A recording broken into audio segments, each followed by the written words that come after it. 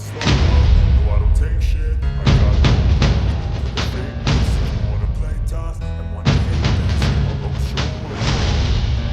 I don't ever slow up, no I don't take shit. I got no love for the fakeness. If you wanna play tough and wanna hate this, I'll always show up and make a statement. I don't ever slow up, no I don't take shit. I got no love for the fakeness. If you wanna play tough and wanna hate this, I'll always show up and make a statement. Everything I do so instinctive and so passionate. Every word I move so descriptive like an adjective. I got a vendetta against ഇന്ത്യയും ചൈനയും ലോകത്തിലെ അനിഷേധ്യമായ രണ്ട് സൈനിക ശക്തികളാണ്. അക്കാര്യത്തിൽ ആർക്കും തർക്കം ഉണ്ടാകാൻ യാതൊരു സാധ്യതയുമില്ല. പക്ഷേ ഈ രണ്ട് രാജ്യങ്ങളും തമ്മിലുള്ള ബന്ധം നാൾക്ക് നാൾ വഷളായിക്കൊണ്ടിരിക്കുന്ന ഒരു സാഹചര്യത്തിലൂടെയാണ് നമ്മളിപ്പോൾ കടന്നുപോയിക്കൊണ്ടിരിക്കുന്നത്. അതായത് പണ്ട് റഷ്യയ്ക്കും അമേരിക്കയ്ക്കും ഇടയിൽ നിലനിന്ന കോൾഡ് വാറിന് സമാനമായ ഒരു സാഹചര്യം, അല്ലെങ്കിൽ കോൾഡ് വാറിൻ്റെ ഒരു ചെറിയ രൂപം ഇന്ത്യക്കും ചൈനയ്ക്കും ഇടയിൽ രൂപപ്പെടുന്നതായി നമുക്ക് കാണാൻ സാധിക്കും.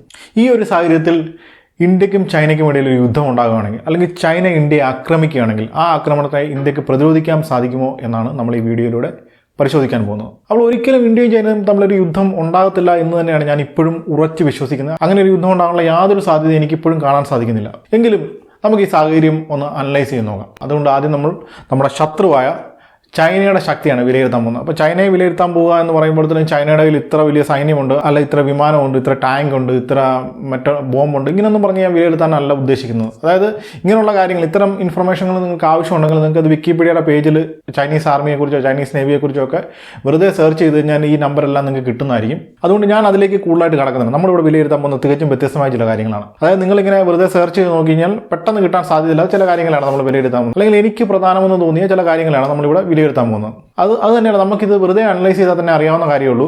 ഈ രണ്ട് സൈന്യങ്ങളെ തമ്മിൽ, ഈ രണ്ട് രാജ്യങ്ങളെ തമ്മിൽ കമ്പയർ ചെയ്ത് കഴിഞ്ഞാൽ എല്ലാം കൊണ്ടും സൈന്യത്തിന്റെ എണ്ണത്തിലും ഉപയോഗിക്കുന്ന ടെക്നോളജിയുടെ കാര്യത്തിലും ആയുധങ്ങളുടെ കാര്യത്തിലും ചൈന തന്നെയാണ് മുന്നിട്ട് നിൽക്കുന്നത്. ആ കാര്യത്തിൽ യാതൊരു തർക്കവുമില്ല.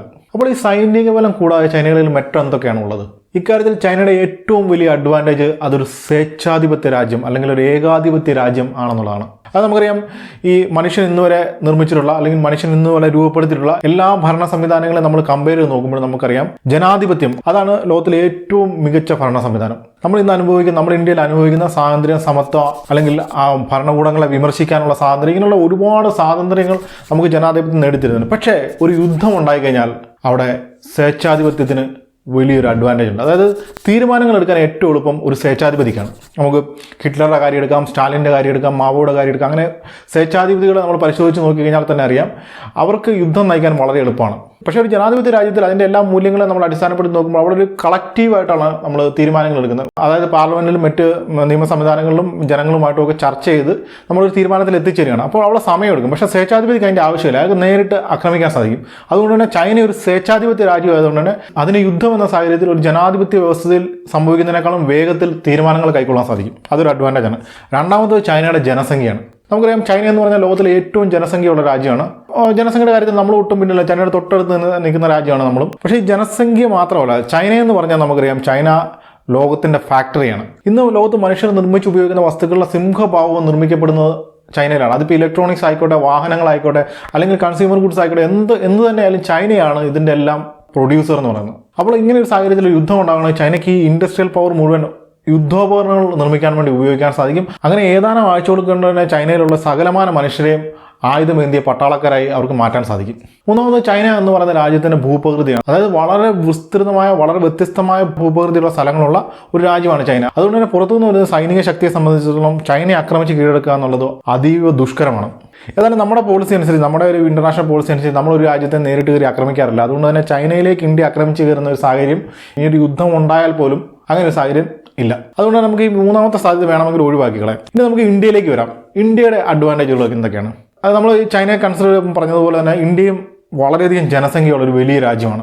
പക്ഷേ ഇതൊരു ജനാധിപത്യ രാജ്യമായതുകൊണ്ട് തന്നെ ഒരിക്കലും യുദ്ധം ഉണ്ടായ ഉടനെ തന്നെ ഈ ജനങ്ങളെ മുഴുവനോടെ സൈന്യത്തിൽ ചേർക്കാനൊന്നും ഇവിടെ പോകുന്നില്ല. ഇവിടെ യുദ്ധം ചെയ്യാൻ പോകുന്നത് ഇന്ത്യൻ സൈന്യം തന്നെയായിരിക്കും. അതായത് നമ്മുടെ കരസേനയും നാവികസേനയും വ്യോമസേനയും അടങ്ങുന്ന നമ്മുടെ വിശാലമായ ഇന്ത്യൻ സൈന്യമായിരിക്കും ചൈനയെ ഈ യുദ്ധത്തിൽ നേരിടാൻ പോകുന്നത്. അപ്പോൾ ഇന്ത്യൻ സൈന്യത്തിൻ്റെ പ്രത്യേകത അവിടെ എന്താണ്? ഇന്ത്യൻ സൈന്യം എന്ന് പറഞ്ഞാൽ ലോകത്തിലെ മറ്റുള്ള പല സൈന്യങ്ങളെ അപേക്ഷിച്ച് നോക്കുമ്പോൾ ഇന്ത്യൻ സൈന്യം എപ്പോഴും യുദ്ധസന്നദ്ധമായിട്ടുള്ള ഒരു സൈന്യമാണ്. എപ്പോഴും യുദ്ധസന്നദ്ധമാണെന്ന് പറഞ്ഞാൽ നമ്മൾ ഈ രാജ്യം ഉണ്ടായ കാലത്ത് 1947 ഇന്ത്യക്ക് സ്വാതന്ത്ര്യം കിട്ടിക്കഴിഞ്ഞ് ഉള്ള ചരിത്രം ഇങ്ങോട്ട് പരിശോധിക്കുകയാണെങ്കിൽ ഇന്ത്യ എപ്പോഴും ഒരു യുദ്ധസമാനമായ സാഹചര്യത്തിലൂടെയാണ് കടന്നുപോയിക്കൊണ്ടിരിക്കുന്നത്. പാകിസ്ഥാനുമായിട്ട് ഏത് സമയവും സംഘർഷങ്ങൾ ഉണ്ടായിക്കൊണ്ടിരിക്കുന്നു. അതിനിടയ്ക്ക് ചൈന ഒരു തവണ ആക്രമിച്ചു, പിന്നെ ബംഗ്ലാദേശിലെ യുദ്ധം.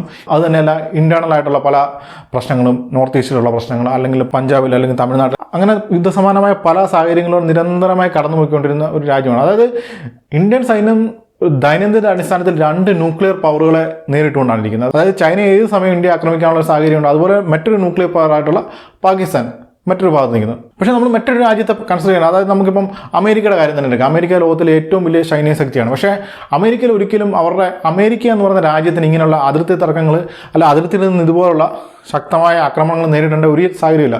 കാനഡയുടെ ഭാഗത്തൊന്നുമില്ല, മെക്സിക്കോയുടെ ഭാഗത്തുനിന്ന് കൺസിഡർ ചെയ്താലും അങ്ങനെയുള്ള ഇന്ത്യ നേരിടുന്ന പോലത്തെ ഒരു ത്രെട്ട് അമേരിക്കൻ സൈന്യത്തില്ല. അവർ വേറുള്ള രാജ്യങ്ങളിൽ ഇപ്പോൾ അഫ്ഗാനിസ്ഥാനിലും ഇറാഖിലും ഒക്കെ പോയി അവരുടെ സൈന്യം യുദ്ധം ചെയ്തു, അത് വേറെ കാര്യം. പക്ഷേ ആഭ്യന്തരമായി നോക്കുമ്പോഴത്തേന് അവിടെ ഇങ്ങനെയുള്ള ത്രെട്ടുകളൊന്നുമില്ല. പക്ഷേ നമ്മുടെ രാജ്യത്ത് അങ്ങനെയല്ല. നമ്മൾ ആഭ്യന്തരമായിട്ട് വളരെ സംഘർഷാവസ്ഥയിലൂടെയാണ് നമ്മുടെ സൈന്യം കടന്നു പോകുന്നത്. അതുകൊണ്ട് തന്നെ നമ്മുടെ സൈന്യം എപ്പോഴും യുദ്ധസൈന്യം, എപ്പം യുദ്ധം ഉണ്ടായാലും അത് നേരിടാൻ റെഡി ആയിട്ടുള്ള ഒരു സൈന്യമാണ് ഇന്ത്യക്കുള്ളത്. അത് ഇന്ത്യയെ സംബന്ധിച്ചൊരു വലിയ അഡ്വാൻറ്റേജ് ആണ്.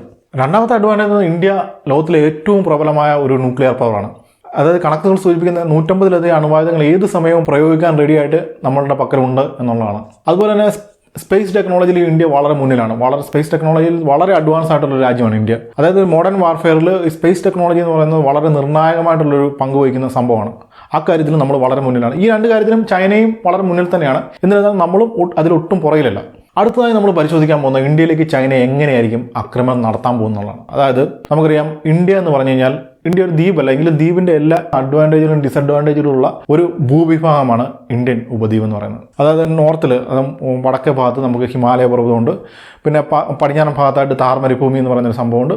ഈ നോർത്ത് ഈസ്റ്റേൺ സ്റ്റേറ്റുകൾ എന്ന് പറഞ്ഞു കഴിഞ്ഞാൽ റെയിൻ ഫോറസ്റ്റുകളാണ്. ഇവ അങ്ങോട്ട് മാറ്റി നിർത്തി കഴിഞ്ഞാൽ പിന്നെ ഇന്ത്യയുടെ അതിർത്തിയുടെ സിംഹഭാഗവും സമുദ്രമാണ്. അതായത് ഇന്ത്യൻ മഹാസമുദ്രത്തിലേക്ക് നീട്ടിപ്പിടിച്ച ഒരു കുന്തമുന പോലെ നിലകൊള്ളുന്ന ഇന്ത്യൻ ഉപദ്വീപിന് തൊങ്ങൽ ചാർത്തിക്കൊണ്ട് ബംഗാൾ മുതൽ ഗുജറാത്ത് വരെ നീണ്ടു കിടക്കുന്ന സമുദ്രാതിർത്തി. ഇത് ഇന്ത്യയെ സംബന്ധിച്ചിടത്തോളം, അല്ലെങ്കിൽ ഇന്ത്യയിൽ ആക്രമിക്കാൻ പോകുന്ന ഒരു സൈനിക ശക്തിയെ സംബന്ധിച്ചിടത്തോളം വളരെ നിർണായകമായ ഒരു ഘടകമാണ്.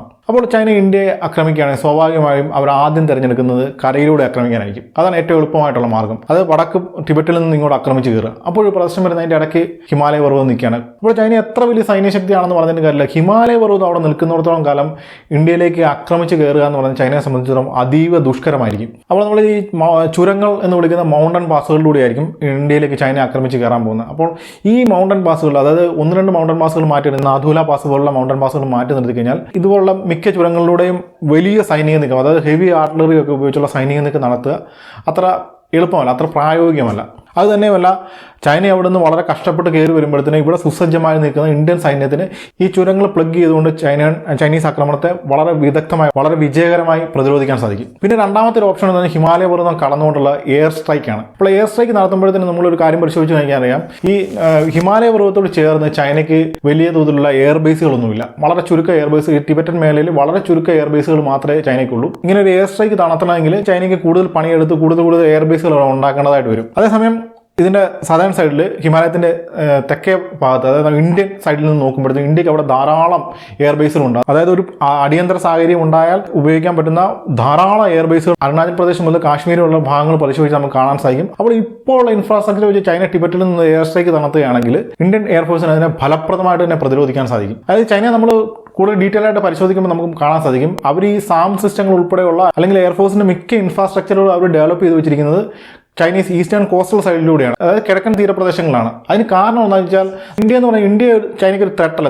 എന്ന് പറഞ്ഞാൽ ഇന്ത്യ ഒരു സൈനിക ശക്തി അല്ലാത്തതുകൊണ്ടല്ല, ഇന്ത്യ സമാധാന പ്രേമികളുടെ രാജ്യമാണ്. അതുകൊണ്ട് തന്നെ ഇന്ത്യ അങ്ങോട്ട് കയറി ആക്രമിക്കത്തില്ല. ഇങ്ങോട്ട് കയറി ചൊറിഞ്ഞ് കഴിഞ്ഞാൽ നമ്മൾ ശരിയാക്കി വിടും, പക്ഷേ അങ്ങോട്ട് കയറി നമ്മൾ ആക്രമിക്കത്തില്ല. അതുകൊണ്ട് തന്നെ ചൈനയ്ക്ക് ഇന്ത്യ ഒരു ത്രെട്ടല്ല. പക്ഷേ ഈസ്റ്റേൺ സൈഡിൽ അങ്ങനെയല്ല. അവിടെ കൊറിയ ഉണ്ട്, ജപ്പാനുണ്ട്, പസഫിക്കിന്റെ അങ്ങേക്കരയിൽ അമേരിക്കയുണ്ട്. അവിടെ നല്ല ആക്രമണം ഉണ്ടാകാനുള്ള സാധ്യത ഉള്ളതുകൊണ്ട് തന്നെ ചൈന അവരുടെ പ്രതിരോധ ശേഷി മുഴുവൻ കോൺസെൻട്രേറ്റ് ചെയ്തിരിക്കുന്ന ഈ സമുദ്രതീരങ്ങളിലൂടെയാണ്. ഇനിയിപ്പോൾ ഈ ഇൻഫ്രാസ്ട്രക്ചർ ഒന്നും ഇല്ലാത്തതുകൊണ്ട് അറ്റാക്ക് ഹെലികോപ്റ്റർ ഉപയോഗിച്ചാണ് അറ്റാക്ക് ചെയ്യുന്നത് നോക്കി കഴിഞ്ഞാൽ ഈ ഹിമാലയ പർവ്വതം പറന്ന് കടക്കാൻ കഴിവുള്ള അറ്റാക്ക് ഹെലികോപ്റ്ററുകൾ വളരെ കുറവാണ്. അതുകൊണ്ട് തന്നെ കരയിലൂടെ ഒരു ആക്രമണം നടത്തുക എന്ന് പറഞ്ഞാൽ ചൈന എത്ര വലിയ സൈനിക ശക്തിയാണെങ്കിലും അത്ര പ്രായോഗികമല്ല. അതല്ലെങ്കിൽ പിന്നെ ചൈന പോയി മ്യാൻമാറിലോ പാകിസ്ഥാനിലോ ഒക്കെ ബേസ് ഉണ്ടാക്കി അവിടെ നിന്ന് ഇങ്ങോട്ട് ആക്രമിച്ച് കയറുകയൊക്കെ ചെയ്യണം. അതൊക്കെ വിദൂരമായിട്ടുള്ള സാധ്യതയാണ്. ഞാനിപ്പം പറയുന്നത് ഇപ്പം നേരിട്ടൊരു യുദ്ധം ഉണ്ടാകാനുള്ള സാഹചര്യങ്ങൾ മാത്രമാണ് നമ്മൾ കൺസിഡർ ചെയ്യുന്നത്. ഇനി രണ്ടാമത്തെ സാഹചര്യം അല്ലെങ്കിൽ അവസാന സാധ്യത എന്ന് പറഞ്ഞാൽ കടലിലൂടെ ആക്രമിക്കുക എന്നുള്ളത്. കടലിലൂടെ ഇന്ത്യ 4 ഭാഗത്തുനിന്നും ചൈനയ്ക്ക് ആക്രമിക്കാൻ സാധിക്കും. അതായത് നമുക്കറിയാവുന്ന കാര്യമാണ്, ചൈന ഇപ്പം ആഫ്രിക്ക മുതൽ മ്യാൻമാർ പോലെയുള്ള പല ഭാഗങ്ങളിലും ഇപ്പോൾ ജിബൂട്ടിയിൽ അല്ലെങ്കിൽ കറാച്ചിയിൽ, കൊളംബോയിൽ അല്ലെ മ്യാൻമാറിൽ അങ്ങനെ പല സ്ഥലത്തും ചൈന അവിടെയുള്ള പല തുറമുഖങ്ങളും സ്വന്തമാക്കി അവിടെ ഡെവലപ്മെന്റുകൾ നടത്തുന്നുണ്ട്. പക്ഷേ ഈ തുറമുഖങ്ങളെല്ലാം വാണിജ്യമായ ആവശ്യങ്ങൾക്കാണ് ചൈന ഇപ്പോൾ ഉപയോഗിക്കുന്നത്. ഇതുവരെ അതുപോലെയൊന്നും നേവൽ ബേസുകളായിട്ടൊന്നും ചൈന കൺവേർട്ട് ചെയ്തിട്ടില്ല. ഇനി ഭാവിയിൽ ഇത് കൺവേർട്ട് ചെയ്തേക്കാം, അതിനൊക്കെയുള്ള സാധ്യതയുണ്ട്. അപ്പോൾ എന്നിരുന്നാലും ഇപ്പോഴത്തെ ഒരു സാഹചര്യത്തിൽ ചൈന ആക്രമണം നടത്തണമെങ്കിൽ ഈ ചൈനീസ് കപ്പൽപ്പട അല്ലെ ചൈനീസ് നാവികസേന ചൈനയിൽ നിന്നും ഇവരുടെ കപ്പലുകളും ബോട്ടുകളും അന്തർവാഹിനികളും ഒക്കെ ആയിട്ട് ഇന്ത്യൻ മഹാസമുദ്രത്തിൽ അതായത് ബംഗാൾ ഉൾക്കടലിലേക്ക് കടന്നു വരണം. അപ്പോൾ എങ്ങനെ വരും ഈ ബംഗാൾ ഉൾക്കടലിലേക്ക്? ബംഗാൾ ഉൾക്കടലിലേക്ക് കടക്കണമെങ്കിൽ അതിൽ നമ്മളിപ്പോൾ ഈ സീ റൂട്ടുകൾ പരിശോധിച്ചറിയാം. ഏറ്റവും കൂടുതൽ ട്രാഫിക് നടന്ന ഏറ്റവും പ്രധാനപ്പെട്ട സീ റൂട്ട് എന്ന് പറഞ്ഞാൽ ഈ ജാവ സുമത്ര ഇന്തോനേഷ്യയിലുള്ള മലാക്ക സ്ട്രൈറ്റ് കടന്ന് ബംഗാൾ ഉൾക്കടലിലേക്ക് കടക്കുക എന്നുള്ളതാണ്. അപ്പോൾ ഈ മലാക്ക സ്ട്രൈറ്റിനും ബംഗാൾ ഉൾക്കടലിനും ഇടയ്ക്കാണ് ആൻഡമാൻ നിക്കോബാർ ഐലൻഡുകളുള്ളത്. ആൻഡമാൻ നിക്കോബാർ ഐലൻഡ് എന്ന് പറഞ്ഞാൽ ഇന്ത്യയിലെ ഏറ്റവും തന്ത്രപ്രധാനമായ നേവൽ ബേസ് ഉള്ളത് അവിടെയാണ്. നേവൽ ബേസ് എന്നല്ല പറയുന്നത്, ഇന്ത്യയുടെ ഒരേ ഒരു ട്രൈ സർവീസ് തിയേറ്റർ കമാൻഡ് എന്നാണ് എന്നെ പറയുന്നത്. ആൻഡമാൻ നിക്കോബാർ കമാൻഡിനെ പറയുന്നത് അതായത് സംയുക്ത കമാൻഡാണ്. എല്ലാ 3 സേനകളുടെ സംയുക്തമായിട്ടുള്ള ഒരു കമാൻഡാണ് അവിടെ ഉള്ളത്. അപ്പോൾ മലാക്ക കടലിൽ കടന്ന് ഇന്ത്യൻ മഹാസമുദ്രത്തിൽ കടക്കുമ്പോഴത്തേന് ഇവിടെ ഇന്ത്യൻ നേവി സുസജ്ജമായ ഒരു അവസ്ഥകൾ നിലനിൽക്കുകയാണെങ്കിൽ ചൈനീസ് ആക്രമണം നമുക്ക് തടയാൻ സാധിക്കും. ഇനി മലാക്ക കടലിലേക്ക് വഴി അല്ലാതെ സുണ്ട കടലിലേക്കുണ്ട്. അതായത് ഈ ഇന്തോനേഷ്യയുടെ മാപ്പ് നമ്മൾ പരിശോധിച്ച് അറിയാം, ഈ സുമാത്രയ്ക്കും ജാവയ്ക്കും ഇടവഴി ഒരു കടലിലേക്കുണ്ട്. അതും കടന്നു വേണമെങ്കിലും ഇന്ത്യയിലേക്ക് വരാൻ സാധിക്കും. അതിലെ വന്നാലും ഈ ആൻഡമാൻ തീരത്തോടെ ചേർന്ന് മാത്രമേ ഈ ബംഗാൾ ഉൾക്കടലിലേക്ക് കടക്കാൻ സാധിക്കില്ല. അപ്പോൾ ഇന്ത്യൻ നേവി സുസജ്ജമായ അവസ്ഥയിലാണ് അവിടെ ഉള്ളതെങ്കിൽ ഈ ചൈനീസ് ആക്രമണത്തെ നമുക്ക് തടയാൻ സാധിക്കും. അതല്ലെങ്കിൽ ചൈന പിന്നെ ആസ്ട്രേലിയൻ തീരം വഴിയൊക്കെ ചുറ്റിക്കറങ്ങി ഇന്ത്യൻ മഹാസമുദ്രത്തിലേക്ക് വരണം. അതൊക്കെ മാസങ്ങൾ എടുക്കുന്ന ഒരു പരിപാടിയാണ്. അപ്പോൾ അതിനെക്കുറിച്ചുള്ള വിവരങ്ങളൊക്കെ കിട്ടും. നമ്മളതിനെ പല രീതിയിൽ നമ്മൾ പ്രതിരോധിക്കും. അപ്പോൾ ഞാൻ പറഞ്ഞത് ഇത്രേ ഉള്ളൂ, ചൈന എത്ര വലിയൊരു സൈന്യശക്തിയാണെന്ന് പറഞ്ഞാലും അവർ ഇന്ത്യക്ക് നേരെ ഒരു ആക്രമണം നടത്തി കഴിഞ്ഞാൽ നമ്മുടെ ഇന്ത്യൻ സൈന്യത്തിന് ഈ ചൈനയുടെ ഈ സൈനിക നീക്കത്തെ വളരെ ഫലപ്രദമായിട്ട് തന്നെ പ്രതിരോധിക്കാൻ സാധിക്കും. വളരെ മാസങ്ങളോളം തന്നെ പ്രതിരോധിച്ച് നിൽക്കാൻ നമുക്ക് സാധിക്കും. അത് തന്നെയല്ല, വെറുതെ നമ്മൾ ഇതൊന്ന് അനലൈസ് ചെയ്ത് നോക്കിയാൽ മനസ്സിലാകും, നമുക്ക് ചൈന ഒരിക്കലും ഇന്ത്യയെ ആക്രമിക്കത്തില്ല. അങ്ങനെ ചൈനയും ഇന്ത്യയും തമ്മിലൊരു തുറന്ന യുദ്ധം ഉണ്ടായി കഴിഞ്ഞാൽ ഈ 2 രാജ്യങ്ങളും സാമ്പത്തികമായി തകർന്നു പോകും. അതായത് ഈ 2 രാജ്യങ്ങളും ഇതുവരെ നേടിയെടുത്ത എല്ലാ സാമ്പത്തിക പുരോഗതിയും ഏതാനും മാസങ്ങൾ കൊണ്ട് തന്നെ ഇല്ലാതായിപ്പോൾ ചൈനയും ഇന്ത്യയും 2 ദരിദ്ര രാജ്യങ്ങളായി മാറും. അത് തന്നെ നമ്മൾ വെറുതെ ഒന്ന് പരിശോധിച്ച് നോക്കിയാൽ ഇന്ത്യ എന്ന് പറഞ്ഞാൽ ചൈനയുടെ ഏറ്റവും വലിയ മാർക്കറ്റുകളിൽ ഒരെണ്ണമാണ്. ഈ ഒരു അവസ്ഥയിൽ ചൈന ഇന്ത്യ ആക്രമിച്ചും നശിപ്പിക്കുകയാണെങ്കിൽ വീടിനും കടക്കും തീ പിടിച്ച ഒരു കച്ചവടക്കാരൻ്റെ അവസ്ഥയിലേക്കായി മാറും ചൈന. അതുകൊണ്ട് തന്നെ ചൈന ഇന്ത്യക്കെതിരെ ഇങ്ങനെ ഒരു യുദ്ധം നടത്താൻ യാതൊരു സാഹചര്യവുമില്ല. അപ്പോൾ നിങ്ങൾ ചോദിക്കും, ചൈന എന്തിനാണ് അടിക്കടി ഇന്ത്യക്കെതിരെ സംഘർഷങ്ങൾ ഉണ്ടാകുന്നത്? അതായത് ഇപ്പം ഗാൽവാൻ വാലിയിൽ അല്ല അരുണാചൽ പ്രദേശിൽ അല്ലെങ്കിൽ പാകിസ്ഥാന്റെ സൈഡിൽ ഇങ്ങനെ നിരന്തരമായിട്ട് ചൈന ഇന്ത്യക്കെതിരെ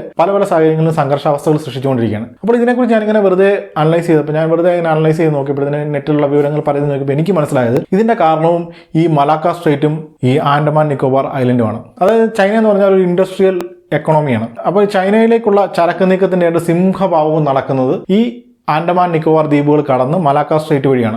ഈ ഒരു സാഹചര്യത്തിൽ ഇന്ത്യ ഈ ആൻഡമാൻ നിക്കോബാറിൽ ഒരു ശക്തമായ ഒരു നേവൽ കമാൻഡ് ഉണ്ടാക്കി കഴിഞ്ഞാൽ ഇന്ത്യൻ മഹാസമുദ്രത്തിലൂടെ ചൈന നടത്തുന്ന സകല നീക്കങ്ങളും, അതായത് ചരക്ക് നീക്കങ്ങളും അതുപോലെ തന്നെ സൈനിക നീക്കങ്ങളും നമുക്ക് വളരെ വ്യക്തമായി മോണിറ്റർ ചെയ്യാൻ സാധിക്കും. അത് തന്നെ നിങ്ങളൊന്ന് ഓർത്ത് നോക്കിയേ, ഒരൊറ്റ ദിവസത്തേക്ക് ഈ മലാക്ക സ്ട്രൈറ്റ് അല്ലെങ്കിൽ ആൻഡമാൻ നിക്കോബാർ ദ്വീപിൽ ചരക്ക് നീക്കം ഇന്ത്യ ഉപരോധിക്കുകയാണെങ്കിൽ ചൈന സ്തംഭിച്ചു. ഇപ്പോൾ ഇങ്ങനെ ഒരു നേവൽ ബേസ് ഉണ്ടാക്കിയെടുക്കാനുള്ള ശ്രമം ഇന്ത്യ വർഷങ്ങളായി നടത്തുന്നുണ്ട്, വളരെ ശക്തമായ രീതിയിൽ നടത്തുന്നുണ്ട്. അതിന്റെ ഭാഗമായിട്ട് ഈ ഓസ്ട്രേലിയയും ജപ്പാനെയൊക്കെ കൂട്ടുപിടിച്ചുകൊണ്ട് ഈ അടുത്ത കഴിഞ്ഞ വർഷങ്ങളിലൊക്കെ നാവിക അഭ്യാസങ്ങളൊക്കെ ഇവിടെ നടത്തിയിട്ടുണ്ട്.